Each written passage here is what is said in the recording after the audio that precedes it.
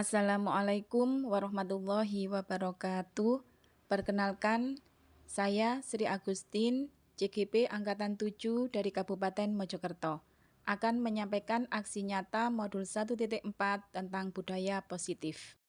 Latar belakang: Ki Hajar Dewantoro mendirikan sekolah yang diberi nama Taman Siswa. Dengan maksud, sekolah adalah tempat yang aman, nyaman, dan menyenangkan, sehingga siswa menjadikan sekolah sebagai rumah kedua. Sebagai seorang guru, untuk menciptakan hal itu, saya berusaha menjadikan lingkungan fisik sekolah yang bersih dan rindang, dan menjadikan semua warga sekolah disiplin, saling menghormati, rukun, bisa bekerja sama, dan mematuhi peraturan yang ada di sekolah, dan terciptalah budaya positif. Budaya positif tidak akan terwujud jika siswa terpaksa dan hanya termotivasi dari luar, yaitu karena menghindari hukuman dan mendapatkan penghargaan. Saya berharap siswa mempunyai motivasi dari dalam untuk mematuhi peraturan. Oleh karena itu, saya akan mengadakan aksi nyata untuk menciptakan budaya positif yang saya mulai dengan menerapkan konsep disiplin positif, membuat keyakinan kelas, memahami posisi kontrol, dan menerapkan segitiga restitusi dalam menyelesaikan permasalahan murid. Tujuan aksi nyata: 1. Menumbuhkan keberanian menyampaikan ide atau pendapat dalam membuat keyakinan kelas. 2. Terbentuknya keyakinan kelas. 3. Menumbuhkan motivasi intrinsik. 4. Meningkatkan rasa disiplin dan tanggung jawab. 5. Menyelesaikan masalah dengan menerapkan segitiga restitusi. 6. Menumbuhkan budaya positif di kelas, sekolah, dan di masyarakat. Tolak ukur keberhasilan: 1. Terbentuknya keyakinan kelas yang disepakati oleh murid dan guru, ditulis dan dipajang di kelas. 2. Siswa secara sadar dan dengan kemauan sendiri mematuhi keyakinan kelas yang sudah disepakati. 3. Siswa menjadi lebih disiplin dan bertanggung jawab. 4. Adanya perubahan sikap dari siswa setelah menyelesaikan masalah dengan penerapan segitiga restitusi. 5. Terwujudnya budaya positif di kelas dan di sekolah. Lini-masi tindakan yang akan dilakukan: 1. Membuat perencanaan aksi nyata budaya positif. 2. Mengkomunikasikan dengan kepala sekolah dan rekan guru. 3. Menyampaikan penjelasan kepada murid mengenai keyakinan kelas. 4. Menyusun keyakinan kelas bersama murid dan membuat kesepakatan. 5. Mensosialisasikan keyakinan kelas kepada rekan guru dan orang tua murid. 6. Mempraktikkan segitiga restitusi dalam menyelesaikan masalah murid. Dan yang terakhir, melakukan refleksi terhadap tindakan yang sudah dilakukan. Dukungan yang saya butuhkan dalam pembuatan aksi nyata yaitu kolaborasi dengan kepala sekolah, rekan guru, dan murid dalam upaya menerapkan budaya positif. Dan penyediaan alat dan bahan seperti laptop, LCD, handphone, dan alat tulis. Bapak Ibu, saya ingin minta izin, minta kerjasamanya dan bantuannya, karena saya akan melaksanakan sosialisasi, melaksanakan aksi nyata modul 1.4 tentang budaya positif di SMA. Nah, nanti semoga setelah sosialisasi kita, budaya positif bisa kita laksanakan, yang akan membuat sekolah kita lebih aman, lebih nyaman, dan lebih menyenangkan. Lebih lagi,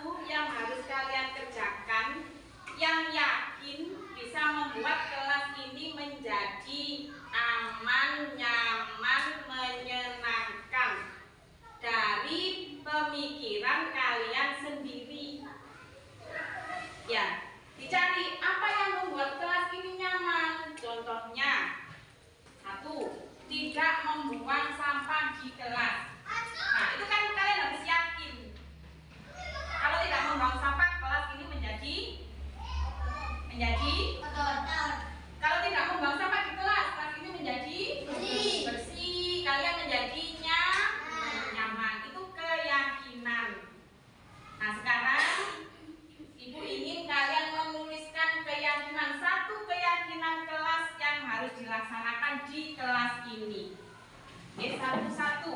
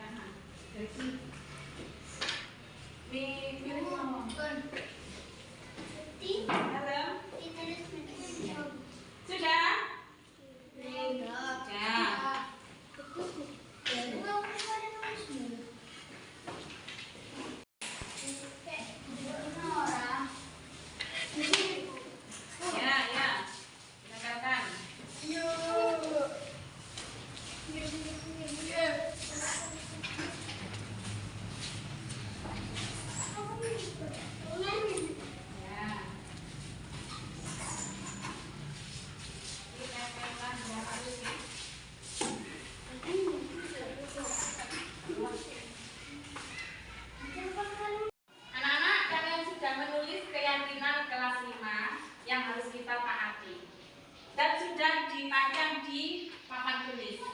Sekarang Ibu minta satu siswa membacakan. Siapa? Ya, Al-Baru, ayo silakan, Al-Baru. Lainnya mendengarkan. Keyakinan lima teman-teman. Satu, tentang pokok waktu. Dua, memakai seragam lengkap. Tiga, bekerja sama dengan teman. Keyakinan kelas ini sudah ditulis di kertas oleh teman kalian. Setelah ini kita tempel di papan pajangan sana supaya setiap hari kalian bisa melihat apa keyakinan yang harus dipatuhi, yang harus kalian laksanakan dengan senang hati karena ini dari kalian sendiri. Oke? Sekarang kita tempelkan di sini.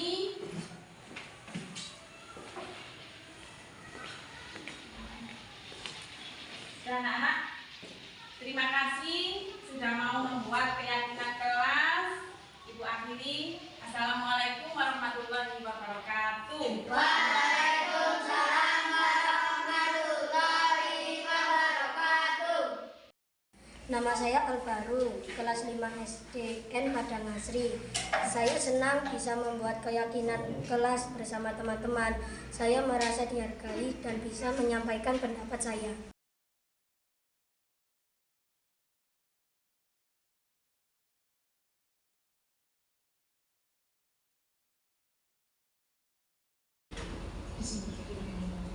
Assalamualaikum warahmatullahi wabarakatuh. Waalaikumsalam warahmatullahi wabarakatuh.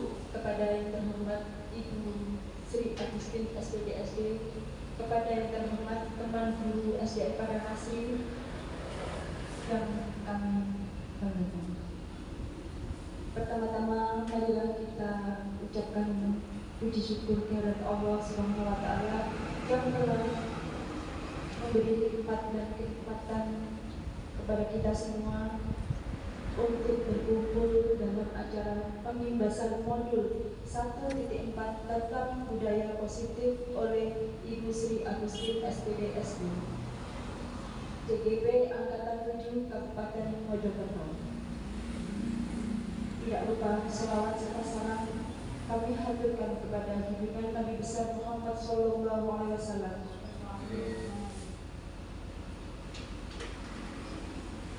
Sebelum acara kita mulai, marilah kita ucapkan dengan bacaan Bismillahirrahmanirrahim.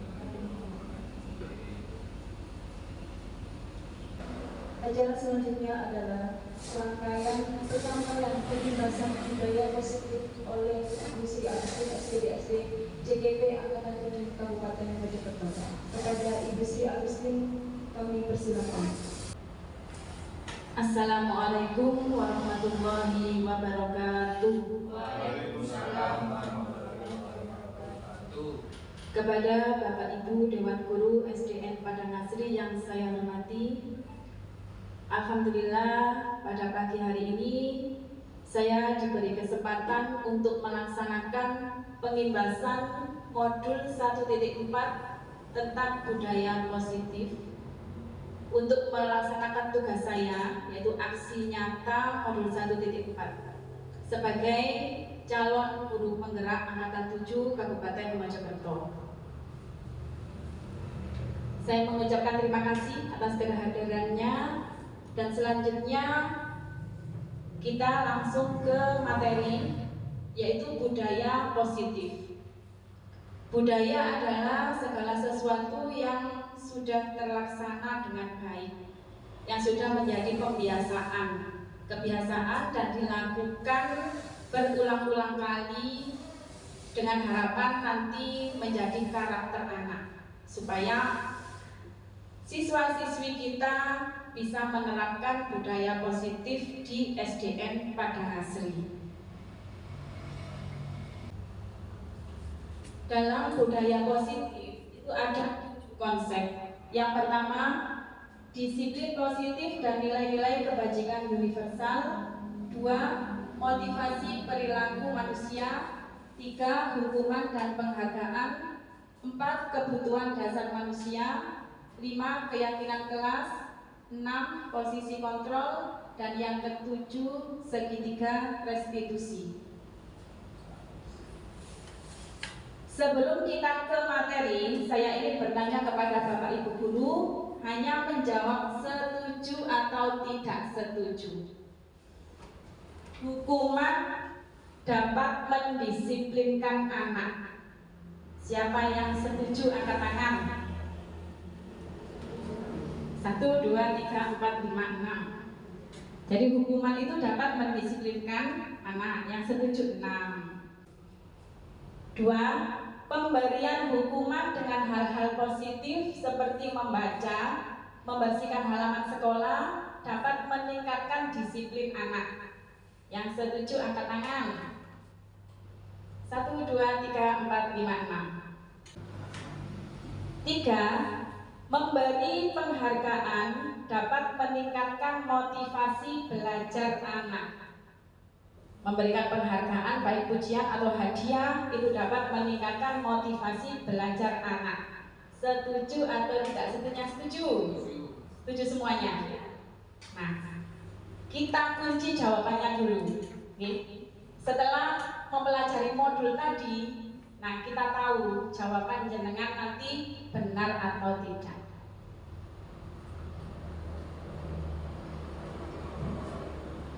Untuk yang pertama, disiplin positif dan nilai-nilai kebajikan universal. Makna disiplin. Kalau dulu disiplin itu kan tepat waktu, harus tepat waktu memakai seragam lengkap.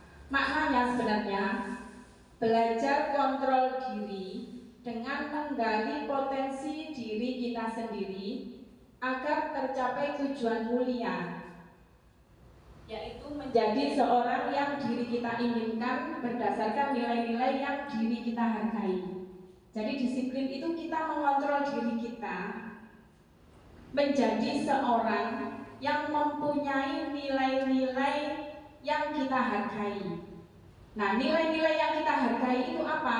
Yaitu nilai-nilai kebajikan yang sudah disepakati oleh seluruh dunia, yaitu namanya nilai-nilai kebajikan universal.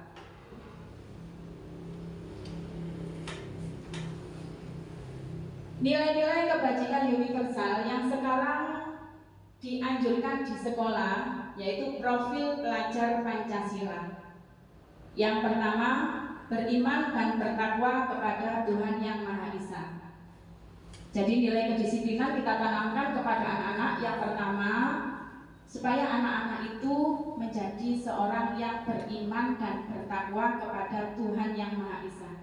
Itu satu kunci yang sangat bermanfaat, yang sangat penting. Ketika seseorang sudah bertakwa, ya bertakwa itu artinya menjalankan segala perintah Allah dan menjauhi segala larangannya. Kalau orang itu sudah punya karakter bertakwa, dalam segala hal apa yang dia lakukan itu patokannya bukan karena manusia, karena Allah. Itu sangat penting kita tanamkan di sekolah kita supaya anak-anak mempunyai kesadaran diri bahwa apa yang kita lakukan nanti dipertanggungjawabkan di hadapan Allah. Yang kedua, mandiri. Kita mendidik anak kita untuk belajar mandiri, mengerjakan pekerjaan tugasnya secara sendiri, mampu memenuhi kebutuhannya seperti berpakaian, cara bersepatu, itu sendiri. Nah, mandiri itu tidak bisa gotong royong, tetap berkolaborasi dengan siswa. Dalam suatu kelompok kolaborasi itu pasti ada pembagian tugas, ya kan? Ada sekretaris, ada bendahara. Nah, mereka itu bisa menyelesaikan tugasnya secara mandiri, itu namanya mandiri. Yang ketiga, berkebinekaan yang global, yaitu saling menghormati, karena di negara kita bermacam-macam suku bangsa dan bermacam-macam agama. Yang keempat, gotong royong, kreatif, dan bernalar kritis. Nah, kebajikan universal yang lain yang biasanya sudah terjadi di masyarakat, misalnya toleransi, rasa hormat, integritas, mandiri, menghargai, antusias, empati, keingintahuan, kreativitas, kerjasama, percaya diri, dan komitmen. Ini adalah nilai-nilai kebajikan universal yang nanti kita harapkan tertanam pada anak didik kita. Dalam standar pendidikan nasional, dalam rangka menciptakan lingkungan yang positif, maka setiap warga sekolah dan pemangku kepentingan perlu saling mendukung. Jadi warga sekolah itu kita semuanya, baik guru, kepala sekolah, penjaga, dan siswa-siswi itu saling mendukung, menghayati, dan menerapkan nilai-nilai kebajikan yang telah disepakati bersama. Untuk dapat menerapkan tujuan mulia tersebut, maka seorang pemimpin pembelajaran perlu berjiwa kepemimpinan sehingga dapat mengembangkan sekolah dengan baik agar terbentuk budaya sekolah yang positif sesuai dengan standar kompetensi pengelolaan yang telah ditetapkan. Tujuan mulia dari penerapan disiplin positif adalah agar terbentuk murid-murid yang berkarakter, berdisiplin, santun, jujur, peduli, bertanggung jawab, dan merupakan pembelajar sepanjang hayat. Kita menciptakan anak-anak itu sebagai pembelajar sepanjang hayat, jadi belajar seumur hidup sesuai dengan standar kompetensi lulusan yang diharapkan. Sudah, selanjutnya tentang teori kontrol. Ini ada permainan Bapak Ibu. Si A, nah ini Bu Ika ini nanti menuliskan dalam kertas sesuatu yang paling berharga yang harus dijaga dan disimpan dalam genggaman. Ayo Bu Ika, maju Bu Ika. Kok ada ngomong ibu kan? Ayo sebelah sini.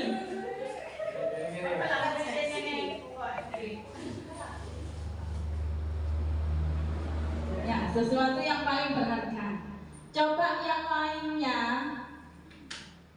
berusaha membujuk Bu Ika ini membuka apa yang ada dalam genggamannya.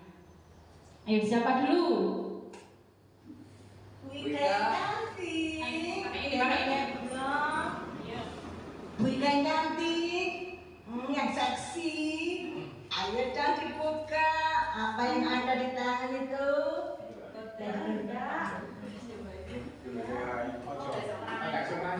Kita belikan bakso lo ya. Mau apa atau campur? Saya nggak lapar. Ya Allah. Nanti ada esel lo ya. Enggak, saya nggak pernah facial. Enggak, pokoknya enggak. Apa sih? Ada deh. Jalan-jalan kita di baca kartu Bu. Ayo lainnya mungkin. Sekarang biasanya Kaiso lagi. Kata konyol. Cakap istri. Terakhir, Pak.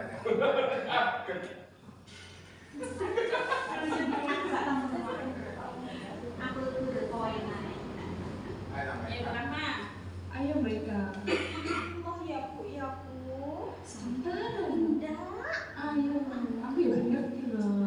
Enggak. Saya aja yang baik. Luar biasa. Iya. Saya biasanya kok langsung film cerita. Kata mereka. Sekali ya, nggak apa-apa. Bisa siap kok ada. Ini buat Ayo, saya. nggak apa-apa wis. Kalau itu dengan rahasia, ya wis kangen ya. Aja sampai aja loh.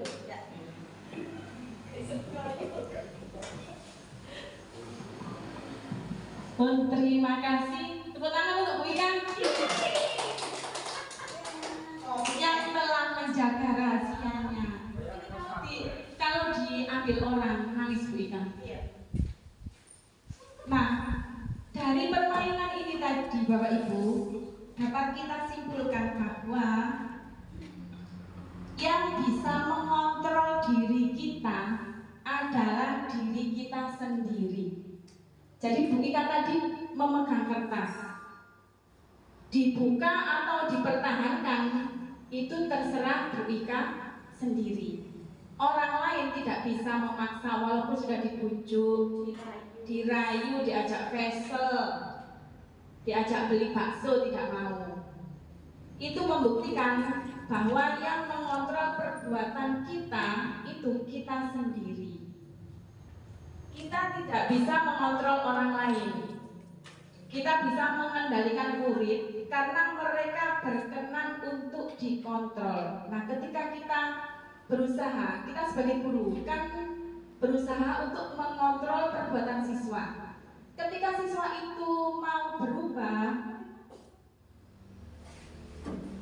berarti siswa itu telah mengizinkan kita kontrol. Nggak apa-apa, lanjut saja. Kita harus menyadari bahwa semua perilaku memiliki tujuan.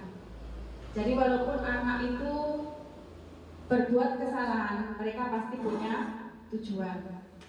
Untuk mengontrol orang lain, sebaiknya tidak dengan cara yang memaksa, menghukum, dan memberi penghargaan. Karena itu sifatnya hanya sementara.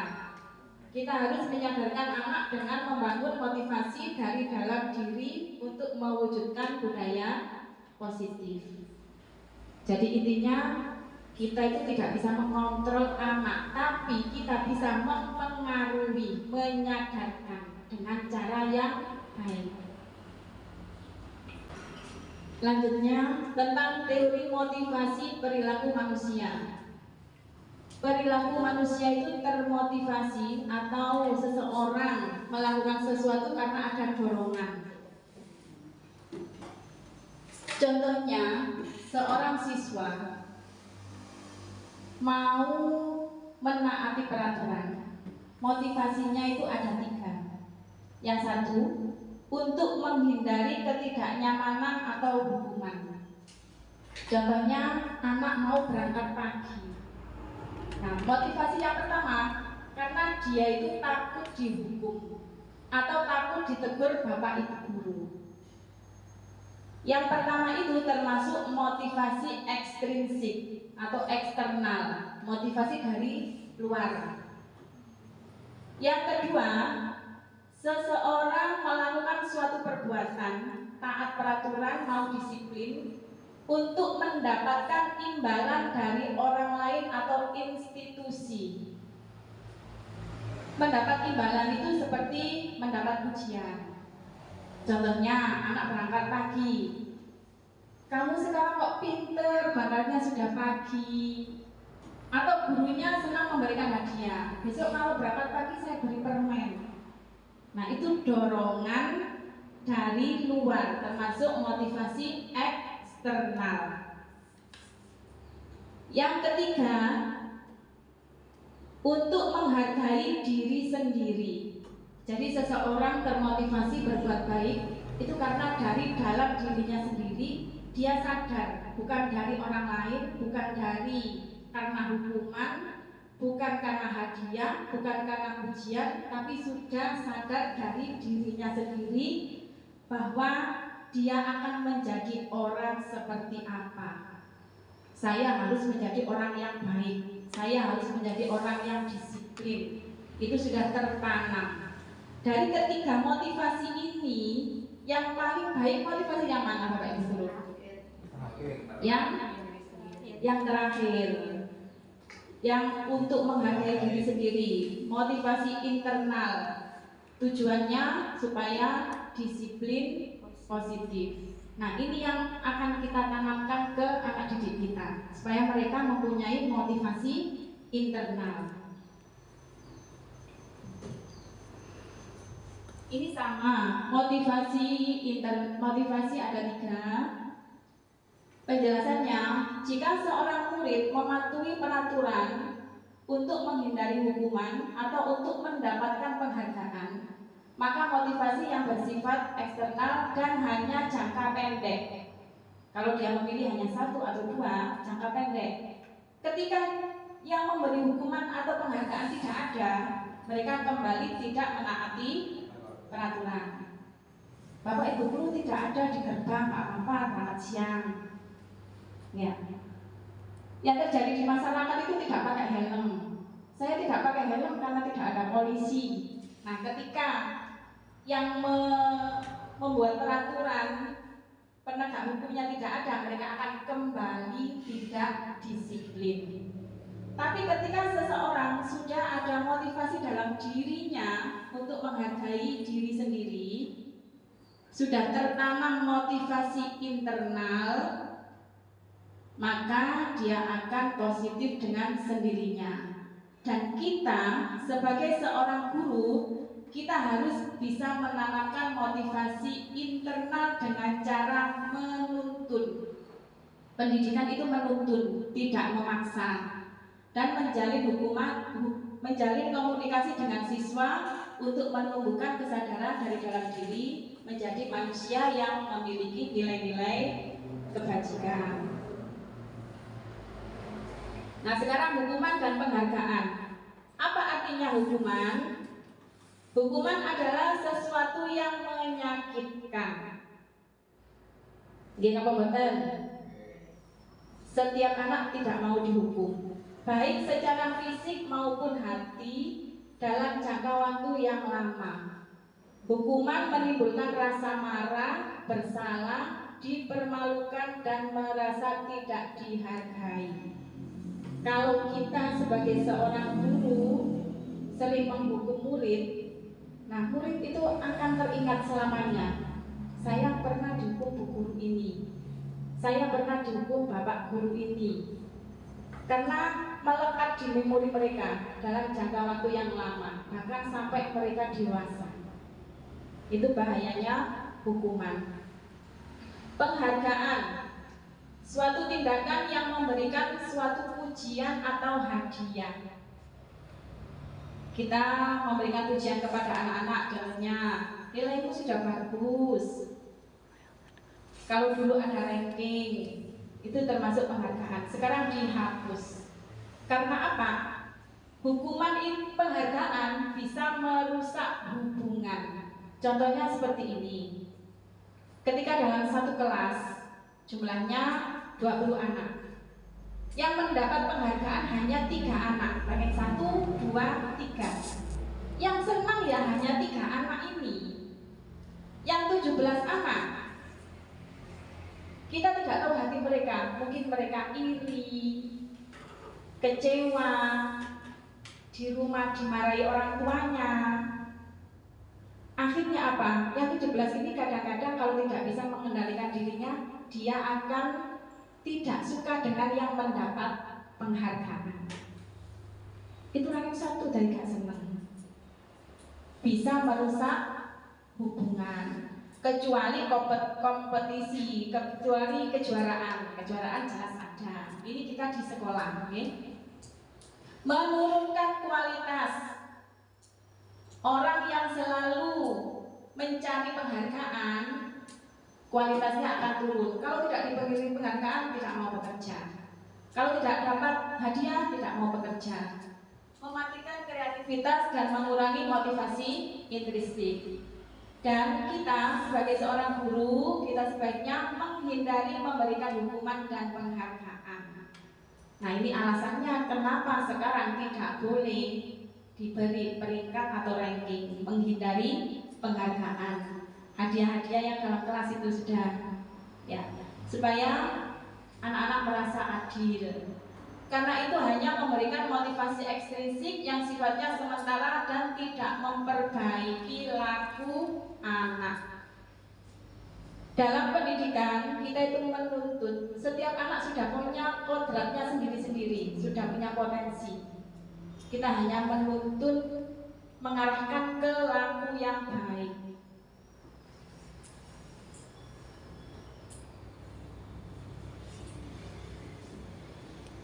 Ini contoh-contoh hukuman dan konsekuensi. Bedanya hukuman dan konsekuensi. Mungkin ada yang bisa menjawab apa bedanya hukuman dan konsekuensi? Kan biasanya konsekuensinya ini. Apa bedanya? Kalau hukuman itu tidak ada kesepakatan di awal. Nih, umpama contohnya anak telat masuk sekolah, langsung kita hukum.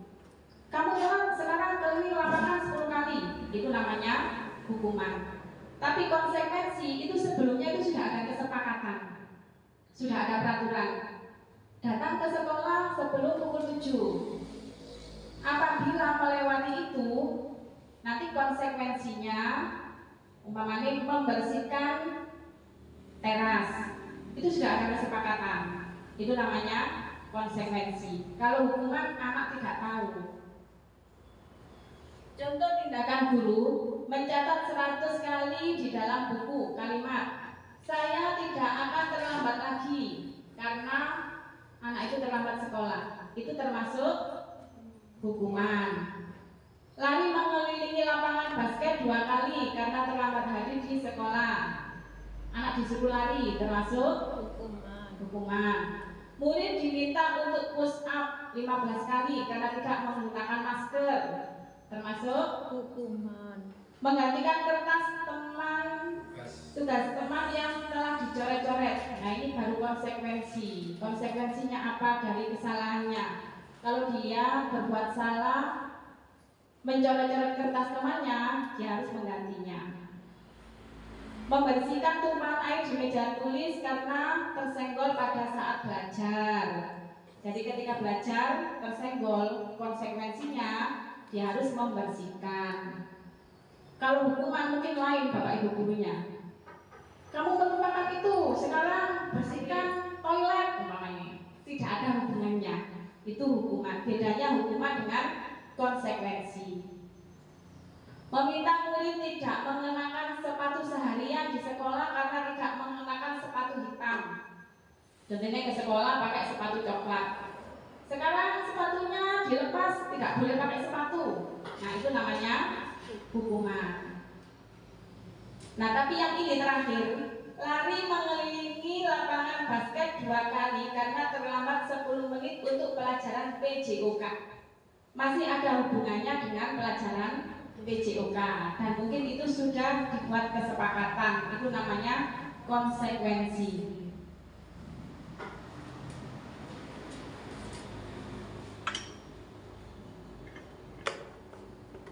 Ini tentang restitusi. Nanti itu ada segitiga restitusi. Restitusi itu merupakan proses kolaborasi yang mengajarkan murid untuk mencari solusi, memecahkan masalah mereka, dan membantu murid berpikir tentang mereka ingin menjadi orang yang seperti apa dan mereka harus bagaimana dalam memperlakukan orang lain.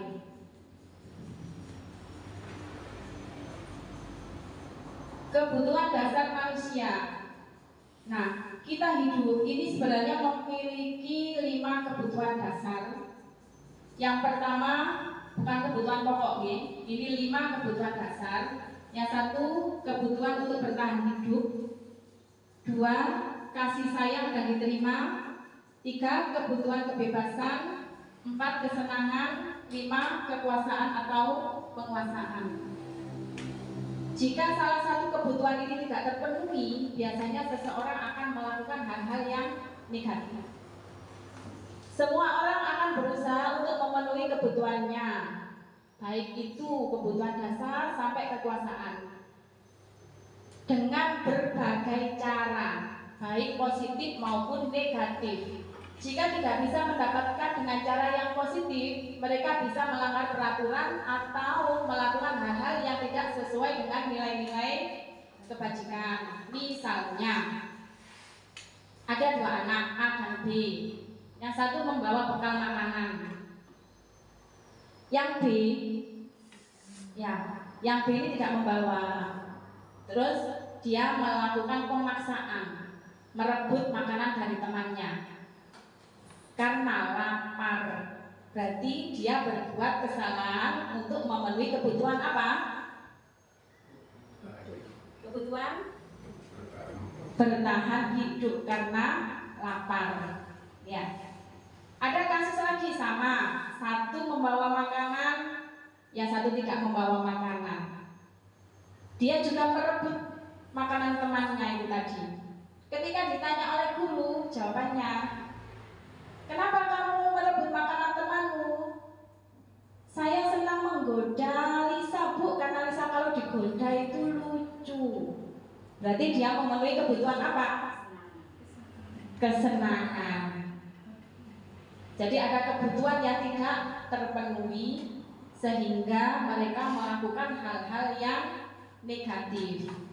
Nah, tugas kita sebagai seorang guru, kita harus selalu memperhatikan tingkah laku murid dan berusaha memahami kebutuhan mereka.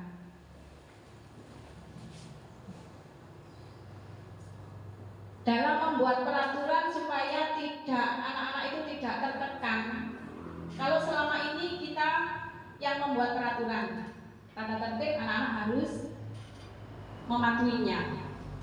Tapi di guru penggerak ini kita membuat keyakinan kelas. Ini yang sudah saya laksanakan di kelas 5. Kelas 5 SDN Padang Asri. Keyakinan kelas adalah suatu tindakan yang mereka itu yakin bila diterapkan di kelas, maka kelas menjadi aman, nyaman, dan tentram. Tapi dari pemikiran anak-anak sendiri, bukan dari kita. Itu contohnya yang pertama itu saya beri penjelasan tentang membuat keyakinan kelas. Yang bahwa setiap anak menulis keyakinan kelas. Setelah itu ditempelkan di papan tulis. Hasilnya itu keyakinan kelas. Setelah di papan tulis, kita rekap di kertas dan kita pajang di kelas supaya tiap hari dibaca dan ditaati. Itu dari mereka sendiri. Kemarin itu ada yang boleh minum di kelas. Nah, itu kan peraturan anak-anak sendiri.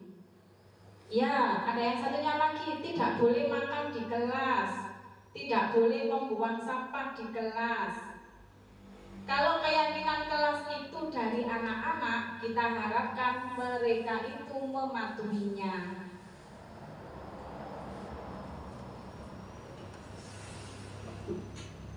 Nah, dalam membuat anak disiplin, seorang guru itu memiliki posisi kontrol.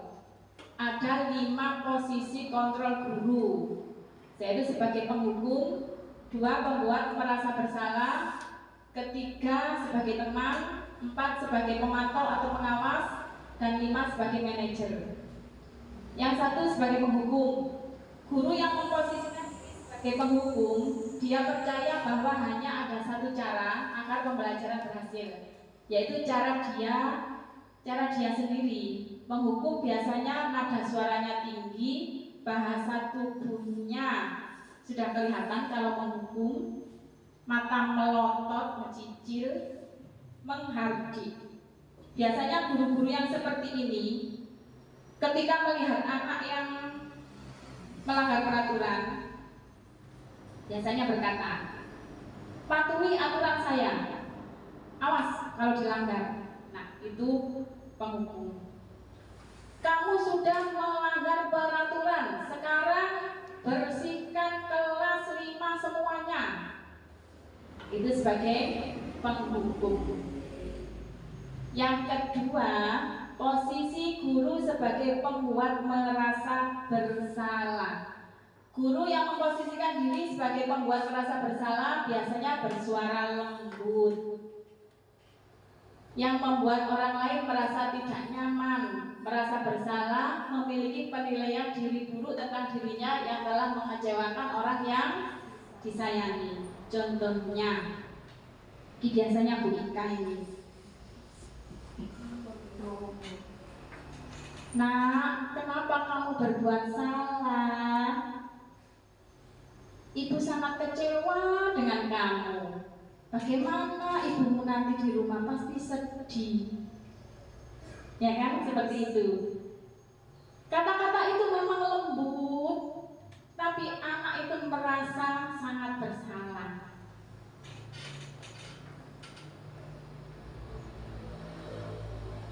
Memang sebenarnya baik, tapi seharusnya tidak boleh dilaksanakan, sehingga anak itu merasa bersalah, kadang-kadang merasa trauma juga. Yang ketiga, sebagai teman. Kalau kita memposisikan diri sebagai teman, guru dengan murid itu seperti teman, kan ada. Contohnya, ayo bantulah ibu. Demi ibu ya, kamu harus melakukan ini. Demi ibu ya, kamu harus mematuhi peraturan. Mama, anak-anak ramai, ya. Anak-anak jangan ramai demi ibu. Umpama ada anak yang melanggar peraturan juga, sudah nggak apa-apa. Hari ini kamu salah, itu urusan ibu, nggak apa-apa. Kamu masuk saja.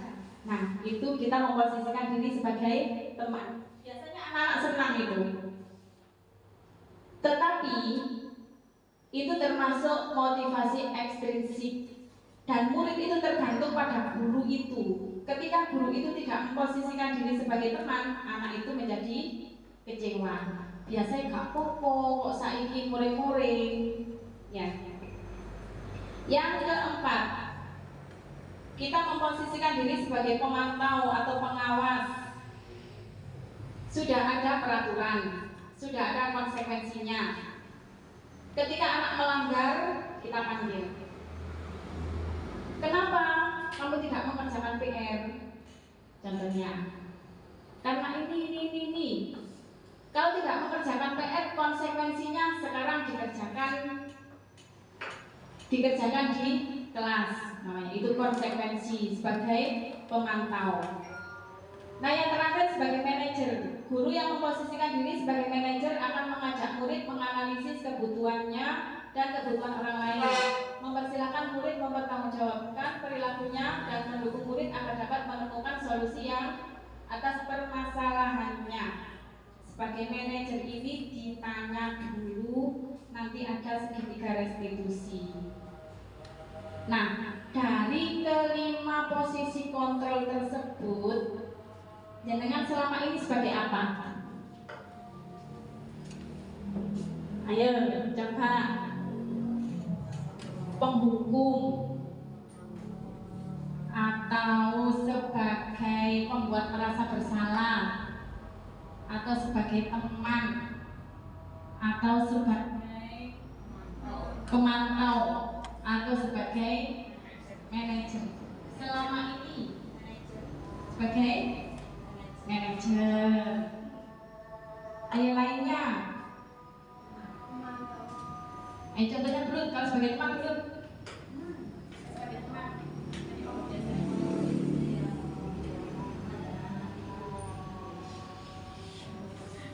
Ayo dulu biasanya sebagai teman, misalnya PDW.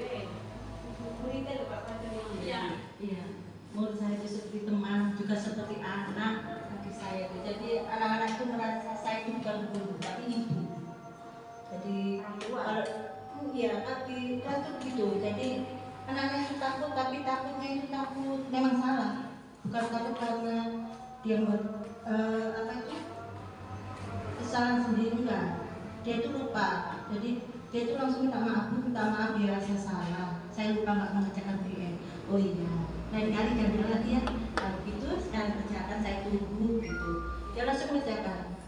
Tapi dia tidak merasa kayak saya itu menghukum, enggak pernah saya menghukum. Cuma ya itu. Jadi konsekuensinya kalau nggak mengerjakan biasanya apa? Dia mengerjakan, saya tunggu sampai selesai. Tidak apa-apa, itu nggak marah kok. Meskipun terlambat juga saya nggak pernah marah.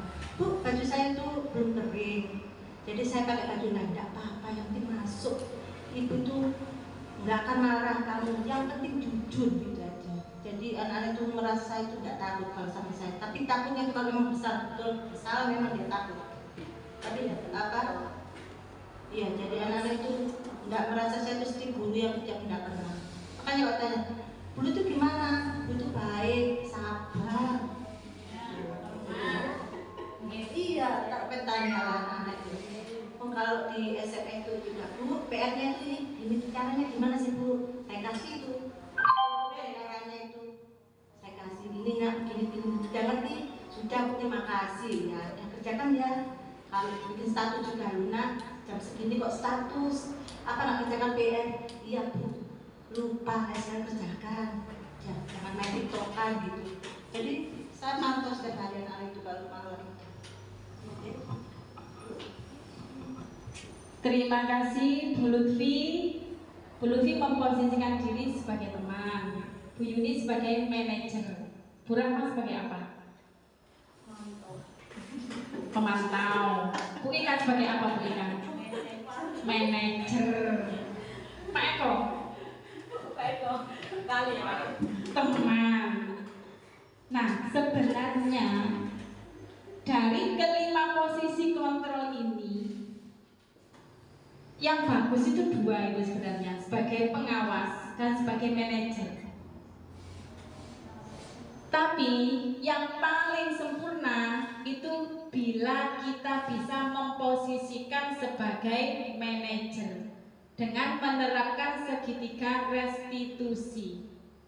Karena dengan manajer nanti anak akan menyadari kesalahannya, bisa mencari solusi bersama untuk memperbaiki kesalahan dan menjadikan siswa menjadi lebih baik, bertanggung jawab atas kemauannya sendiri dan mempunyai motivasi dalam untuk berubah.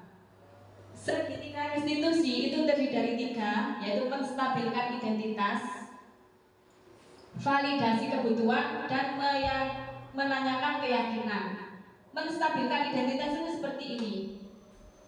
Setiap orang pasti pernah berbuat salah, jadi kalian jangan takut salah. Itu menstabilkan identitas. Validasi kebutuhan itu menanyakan alasan, mengapa kamu terlambat. Jadi kita tidak langsung menghukum. Distabilkan dulu bahwa setiap orang itu pasti berbuat salah, pernah berbuat salah. Yang kedua, ditanya alasannya. Dan yang ketiga, menanyakan keyakinan kelas. Makanya ini sebelum segitiga restitusi, kita membuat keyakinan kelas dulu. Nanti ditanya, keyakinan kelas apa yang kamu langgar? Sehingga nanti anak bisa mengetahui dirinya itu salah dari kesalahannya sendiri. Contohnya, segitiga restitusi sudah saya terapkan di kelas 5. Ini adalah contoh kegiatan segitiga restitusi ketika seorang anak bermain bola di dalam kelas dan memecahkan jam dinding. Ini saya tanya, Albaru, saya tadi mendapat laporan bahwa kamu bermain di kelas dan memecahkan jam dinding. Dia menjawab, tidak ya, tidak apa-apa. Itu termasuk validasi tindakan yang salah. Jadi anak dikuatkan bahwa perbuatannya itu walaupun salah, sementara dulu tidak apa-apa supaya tidak takut. Setelah itu ditanya alasannya. kenapa kamu bermain di dalam kelas? Dia menjawab, karena senang aja Bu, saya senang main bola. Nah, di situ nanti kita luruskan. Kalau memang kamu senang main bola, sebaiknya kamu ikut klub. Kita beri solusi untuk menyalurkan hobinya. Oh iya Bu, saya sudah ikut apa itu PPCCC itu. Nah, kita cari solusi untuk menyalurkan kesalahannya. Setelah itu kita tanya lagi, kalau kejadian yang kamu lakukan di dalam kelas tadi, bermain dan memecahkan jam dinding, keyakinan kelas apa yang telah kamu langgar? Kalau sudah terbentuk keyakinan kelas, dia bisa menjawab, saya merusak fasilitas sekolah.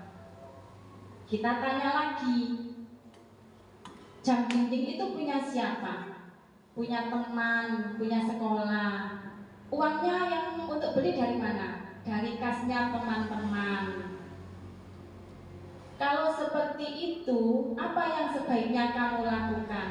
Nah, kita tidak menyalahkan, tapi mengarahkan sehingga dia itu sadar sendiri. Oh ya Bu, ini saya salah, jam dinding itu punya teman-teman, hasil kasnya teman, saya mau memecahkannya. Terus apa yang kamu lakukan sebaiknya untuk memperbaiki kesalahanmu? Saya akan menggantinya. Nah, dengan kesadaran sendiri dia akan menggantinya. Tapi kita jangan langsung mengganti langsung hari itu juga. Kita cari solusinya. Kamu punya uang? Tidak Bu. Uang sakumu berapa? Waktu itu menjawab 7.000. Kalau begitu sehari nabung 2.000. Nanti Butin dulu yang membelikan jam dinding, setiap hari 2.000 disetorkan. Setelah 25 hari terkumpul 50.000, sudah lunas. Tapi diyakinkan anak itu bahwa apa yang dilakukan itu ikhlas, tidak terpaksa. Nah, itu penerapan restitusi. Jadi kita diharapkan tidak menghukum, tidak memberi penghargaan, tapi kita sadarkan. Penerapannya memang agak berat. Nah, itu yang bisa saya sampaikan. Alhamdulillah sudah selesai.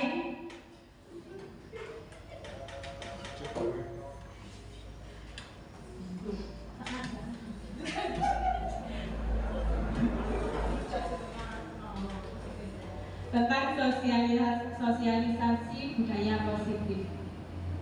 Mungkin ada pertanyaan? Sudah ya? Mas, saya akhiri. Wassalamualaikum warahmatullahi wabarakatuh. Waalaikumsalam warahmatullahi wabarakatuh.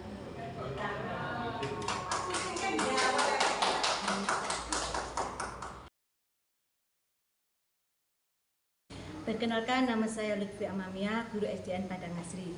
Pengimbasan budaya positif sangat bermanfaat, khususnya posisi kontrol guru sebagai manajer, dengan menerapkan segitiga restitusi supaya anak menyadari kesalahannya dan memperbaikinya. Semoga bisa dilaksanakan di SDN Padang Asri.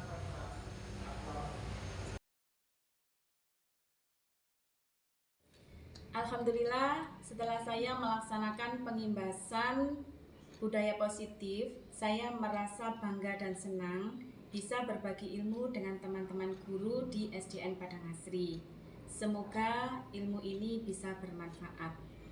Dan untuk kedepannya, kami akan berusaha untuk memperbaiki diri. Apabila selama ini kami pernah memposisikan diri sebagai penghukum atau pembuat merasa bersalah, setelah ini kami berusaha untuk memposisikan diri sebagai manajer dengan menerapkan segitiga restitusi dalam menyelesaikan masalah-masalah siswa. Dan semoga bisa terwujudnya budaya positif di SDN Padang Asri. Terima kasih. Demikian aksi nyata yang saya lakukan. Saya akhiri. Wassalamualaikum warahmatullahi wabarakatuh.